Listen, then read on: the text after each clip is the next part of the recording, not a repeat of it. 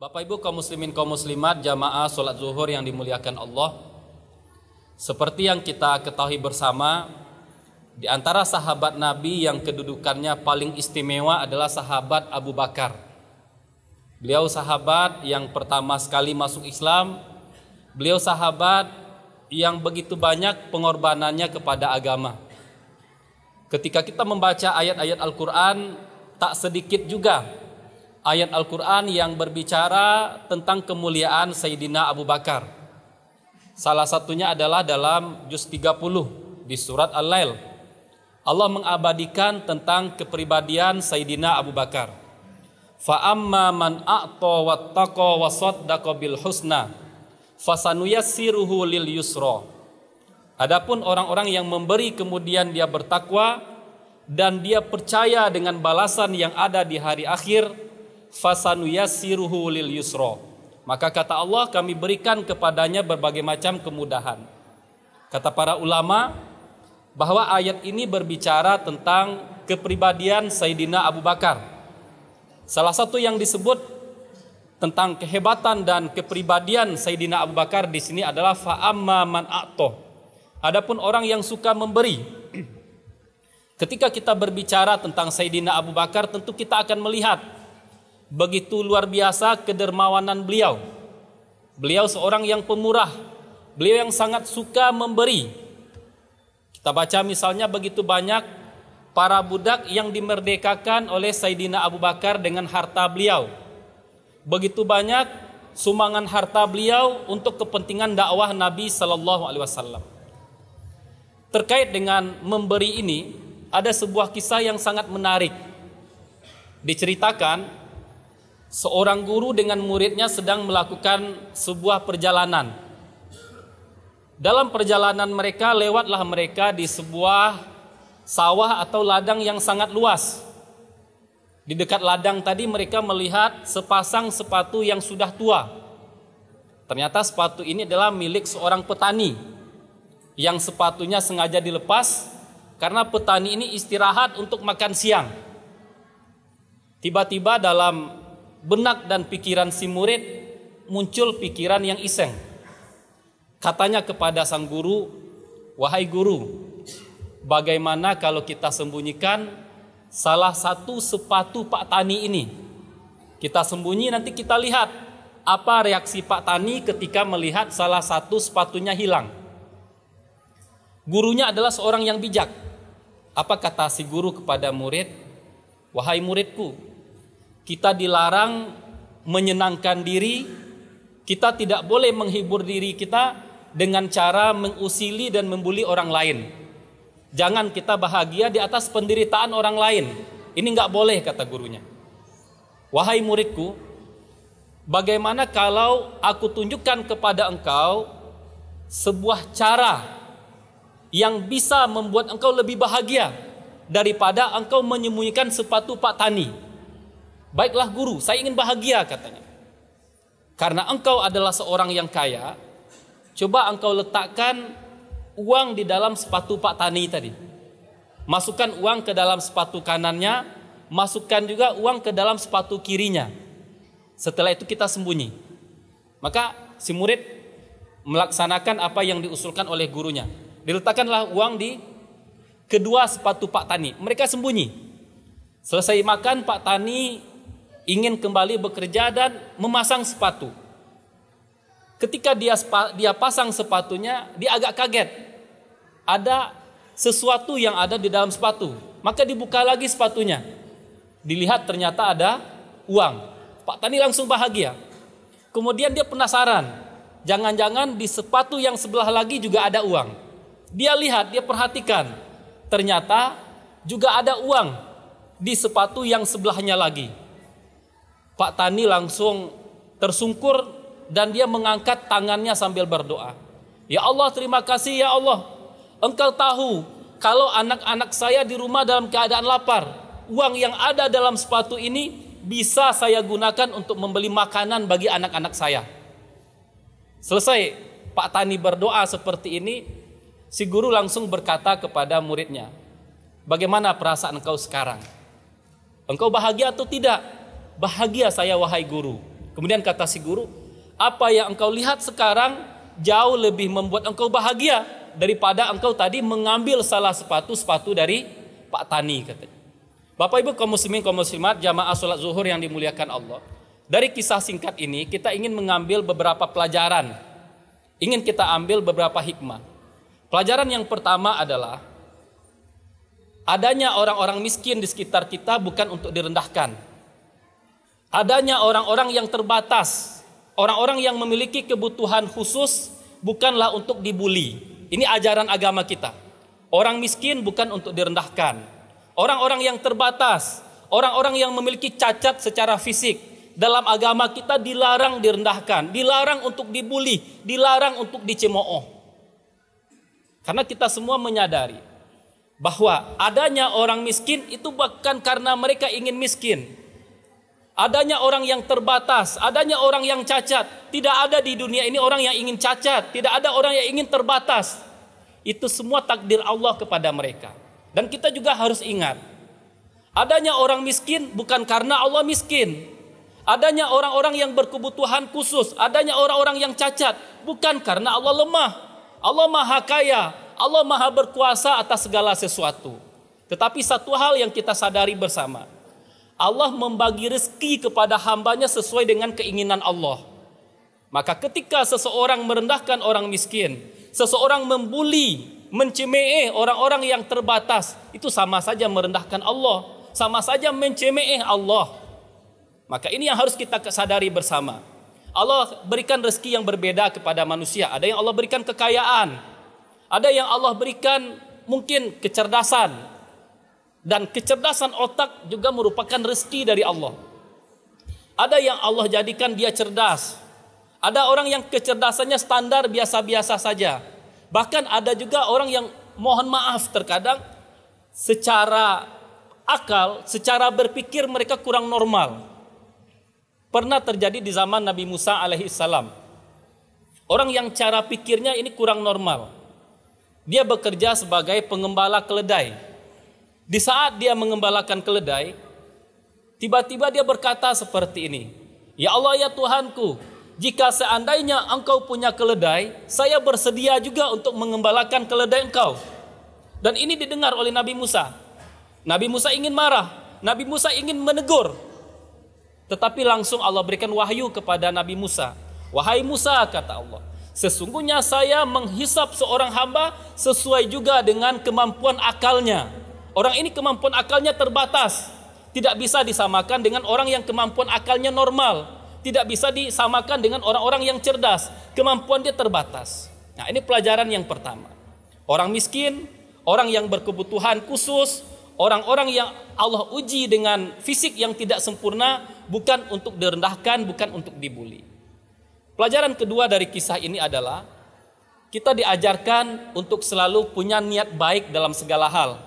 Meskipun terkadang nanti apa yang kita niatkan belum tentu bisa kita lakukan. Kita ingat dengan perkataan para ulama kita. Amalan-amalan yang kecil jika diiringi dengan niat yang baik, amal-amal yang terlihat sederhana jika diiringi dengan niat yang ikhlas, itu akan menjembatani seorang hamba sampai ke surga. Amalnya kecil, niatnya tulus, bisa mengantarkan ke surga. Kebalikannya adalah seseorang yang melakukan amalan-amalan besar, melakukan pekerjaan-pekerjaan hebat, tapi ada yang salah di niatnya, maka amalnya tadi bisa mengantarkan dia ke neraka. Kita semua tentu tahu, kita pernah membaca kisah seorang pelacur yang hidup di zaman Bani Israel. Dia berjalan di teriknya matahari, melihat seekor anjing kehausan, muncul rasa kasihan, muncul rasa iba di dalam dirinya. Dia buka sepatunya, turun ke sungai. Dia ambil air dengan sepatu, diberikan kepada anjing yang kehausan tadi. Karena ada rasa kasih sayang kepada sesama makhluk Allah. Karena perbuatan dia tadi, perbuatannya kecil, tapi niatnya penuh keikhlasan, niatnya penuh ketulusan, kasih sayang kepada sesama hamba. Allah ampuni dosa-dosanya. Allah masukkan dia ke surga. Amalannya kecil, amalannya sederhana. Dan kita juga tentu pernah membaca tentang Abdullah bin Ubay bin Salul, tokoh munafik di Madinah. Kebaikan apa yang tidak dilakukan oleh Abdullah bin Ubay? Solat subuh berjamaah di masjid imamnya Nabi. Solat 5 waktu berjamaah di Masjid Nabawi, imamnya Nabi. Setiap kali ada majelis ilmu, setiap kali ada majelis taklim yang diisi oleh Nabi, Abdullah bin Ubay hadir di masjid. Tapi yang jadi masalah, ada niat yang tidak baik di hati Abdullah bin Ubay. Ada kemunafikan di hatinya. Meskipun amalnya luar biasa, ibadahnya begitu hebat, karena hatinya bermasalah, Abdullah bin Ubay berada di derajat neraka yang paling bawah, meraih neraka yang paling panas, karena bermasalah di niatnya, tidak punya niat baik. Kita tentu juga ingat dengan sebuah hadis dari Nabi SAW. 3 golongan manusia yang pertama kali dicampakkan ke dalam neraka. Yang pertama adalah seorang mujahid, seorang yang terjun ke medan perang, kemudian meninggal di medan perang. Ditanya oleh Allah di akhirat kelak, apa yang engkau lakukan di dunia? Dia menjawab, ya Allah, engkau berikan kepada saya kekuatan fisik, badan saya sehat, badan saya kuat, saya berjihad untuk menegakkan agama engkau. Dijawab oleh Allah, engkau bohong. Engkau berjuang, engkau berjihad hanya agar dikatakan pemberani, hanya ingin mendapatkan sebutan sebagai pahlawan, dan itu engkau dapatkan di dunia. Allah panggil malaikat, Allah perintahkan malaikat menyeretnya ke dalam neraka. Ada lagi seorang yang suka membaca Al-Quran, suka mengajarkan Al-Quran, dipanggil oleh Allah, apa yang kau lakukan di dunia? Saya membaca Al-Quran ya Allah, saya mengajarkan Al-Quran ya Allah, agar mendapatkan pahala. Dikatakan lagi oleh Allah, engkau bohong. Engkau belajar, engkau membaca Al-Quran, engkau mengajarkan Al-Quran, agar dikatakan oleh orang engkau mencintai Al-Quran. Dipanggil malaikat, disuruh untuk menyeret laki-laki ini ke neraka. Ada satu lagi yang dermawan, dipanggil oleh Allah, apa yang kau lakukan di dunia? Dia menjawab, ya Allah, engkau berikan kekayaan, engkau lapangkan rezeki saya, engkau mudahkan rezeki saya, harta saya berlimpah, saya infakkan untuk ini ya Allah, saya sedekahkan ini ya Allah, saya bangun masjid, saya berikan beasiswa kepada yang tidak mampu ya Allah. Kata Allah, engkau bohong, engkau melakukan itu semua hanya ingin dipuji oleh orang, ingin dikatakan dermawan oleh orang, dan itu engkau dapatkan di dunia. Dipanggil lagi malaikat oleh Allah, tarik campakkan dia ke neraka. Lagi-lagi karena masalah niat. Amalan yang kecil karena niatnya benar mengantarkan seseorang ke surga. Amalan dan pekerjaan yang besar lagi hebat, jika niatnya bermasalah bisa mengantarkan seseorang ke neraka. Ini pelajaran yang kedua. Pelajaran ketiga dari kisah ini adalah kebahagiaan yang dirasakan oleh hati kita di saat kita memberi jauh lebih besar di saat kita menerima sesuatu. Ini menarik. Orang yang memberi, rasa bahagia di hatinya lebih besar, lebih terasa daripada orang yang menerima. Dan ketika kita memberikan sesuatu kepada fakir miskin, kita jauh lebih butuh memberi daripada fakir miskin yang menerima. Ini menarik. Kita memberi kepada fakir miskin, kita lebih butuh memberi daripada fakir miskin yang menerima. Kenapa demikian? Karena di saat kita memberi ini untuk kehidupan akhirat kita.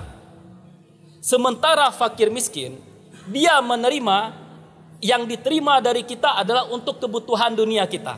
Maka kita sejatinya lebih butuh memberi daripada fakir miskin yang menerima pemberian kita. Jika kita lihat dalam kehidupan kita, jika kita lihat di alam semesta kita, sesuatu yang memberi itu nilainya lebih berharga. Kita lihat misalnya pohon-pohon yang ada di sekitar kita. Ketika sebuah pohon buahnya lebat, dia memberikan kepada kita buahnya, maka pohon itu semakin bernilai. Jika kita lihat misalnya awan itu kenapa berharga, kenapa bernilai? Karena awan memberikan hujan, karena awan memberikan perlindungan dari cahaya matahari. Matahari juga kenapa bisa bernilai? Karena matahari memberikan penerangan kepada bumi. Maka seperti inilah hidup kita. Semakin seseorang memberi kepada orang lain, maka hidupnya akan semakin bernilai. Tapi yang jadi masalah, kebanyakan orang berpikir bukan apa yang bisa saya berikan. Kebanyakan orang berpikir apa yang bisa saya dapatkan. Tadi kita sebutkan bahwa kebahagiaan kita akan lebih terasa jika kita memberi daripada menerima. Ini pelajaran yang kedua. Pelajaran yang ketiga, ini masih terkait dengan memberi. Bahwa pemberian itu tidak hanya soal uang. Meskipun bisa jadi pemberian paling berharga itu adalah uang. Jika kita ingin memberikan sesuatu kepada orang lain, tidak hanya uang yang bisa kita berikan. Kita bisa memberikan senyuman kepada orang lain. Ini juga pemberian. Di saat kita mampu membalas dendam, di saat kita mampu marah kepada orang lain, orang tadi kita maafkan, ini juga bentuk pemberian.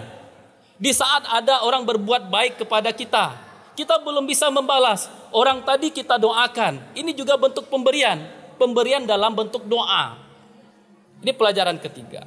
Pelajaran keempat dan terakhir dari kisah ini adalah bahwa seorang muslim, seorang mukmin itu perilakunya harus keren. Perilakunya harus berkelas. Kita kasih contoh. Perilaku orang beriman yang keren. Perilaku orang beriman yang berkelas. Sahabat Nabi Abdullah bin Mas'ud, suatu kali beliau keluar dari masjid. Ketika beliau keluar dari masjid, beliau tidak menemukan sendalnya. Apa yang diucapkan oleh Abdullah bin Mas'ud? Beliau tidak pernah mengumpat. Beliau tidak marah. Beliau tidak kutuk orang yang mencuri sendal beliau. Kata Abdullah bin Mas'ud, setelah tahu sendalnya hilang, beliau berkata seperti ini, "Ya Allah, jika yang mencuri sendal saya dia mencuri karena butuh, berkahilah sendal saya yang dia pakai. Sebaliknya, jika dia mencuri bukan karena dia butuh, jadikanlah ini pencurian terakhir dia. Jadikanlah sendal saya sendal orang terakhir yang dia curi." Ini perbuatan berkelas, perbuatan yang keren. Ada contoh lagi. Kita semua mungkin kenal dengan Mahatma Gandhi, salah seorang tokoh terbaik India. Suatu kali beliau lari-lari mengejar kereta api. Naik kereta api, berlari. Dalam keadaan berlari, salah satu sepatunya copot. Kemudian beliau berhasil naik ke atas kereta. Sesampainya di kereta, ada satu hal menakjubkan yang beliau lakukan. Beliau buka sendal yang sebelah lagi, dilemparkan ke arah sendal yang tadi tertinggal, ke arah sepatu yang tadi tertinggal. Maka ditanya oleh orang yang di sampingnya, "Kenapa engkau lemparkan sepatu yang ini?" Beliau menjawab sederhana saja, "Saya berharap ketika sepatu ini kedua-duanya saya tinggalkan, bisa dipakai oleh orang miskin yang membutuhkan sepatu. Kalau seandainya satu yang dia temukan, tentu dia nggak bisa pakai. Makanya yang satu lagi saya lemparkan, biar dia bisa memakai kedua-duanya." Kaum muslimin, kaum muslimat jamaah sholat zuhur yang dimuliakan Allah, ini luar biasa. Seorang Mahatma Gandhi yang non-muslim, agamanya salah, tapi bisa berperilaku yang benar. Yang mengherankan kita adalah sebahagian dari umat Islam, agamanya benar, agamanya mengajarkan ajaran yang benar, tapi perilakunya tidak berkelas, perilakunya kurang keren. Ini yang sangat kita sayangkan. Barangkali ini yang bisa kita sampaikan. Ada beberapa pelajaran dari kisah seorang murid yang ingin menyembunyikan sepatu dari seorang pak tani. Pelajaran pertama adalah agama kita melarang kita merendahkan orang miskin, dilarang membuli orang-orang yang berkebutuhan khusus. Agama kita mengajarkan kepada kita untuk memiliki niat baik dalam setiap aktivitas kita. Agama kita juga mengajarkan bahwa dengan memberi membuat kita lebih bahagia daripada menerima. Agama kita juga mengajarkan kepada kita setiap muslim, setiap muslimah harus memiliki perilaku dan akhlak yang berkelas, harus memiliki perilaku dan akhlak yang keren. Terima kasih atas perhatian kita bersama. Mohon maaf atas segala kekurangan. Wassalamualaikum warahmatullahi wabarakatuh.